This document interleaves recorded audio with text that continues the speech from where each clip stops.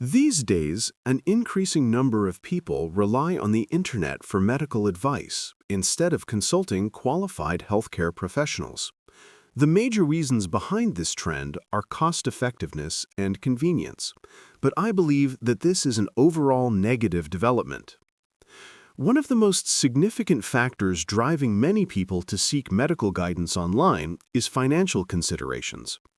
The cost of healthcare has dramatically increased in recent years, making it a heavy burden for many households.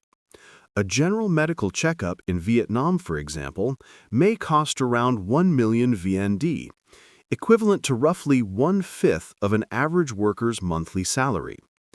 Consequently, many resort to medical blogs or social media platforms as a cheaper alternative for finding medical tips and remedies. Another factor is convenience. In today's digitally interconnected world, with just a few clicks, users can gain immediate access to information about symptoms, illnesses, and treatments without the need to book appointments or physically travel to a hospital or clinic. Despite these apparent benefits, I consider this practice problematic because of the widespread dissemination of misleading information and the potential health risks involved. For example, some cancer patients have rejected professional medical treatments after joining Facebook groups promoting natural remedies, such as herbal medicines.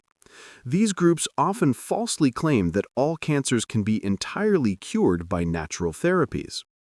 Adopting advice that lacks scientific validation and supervision from professional medical practitioners can put people's health at risk.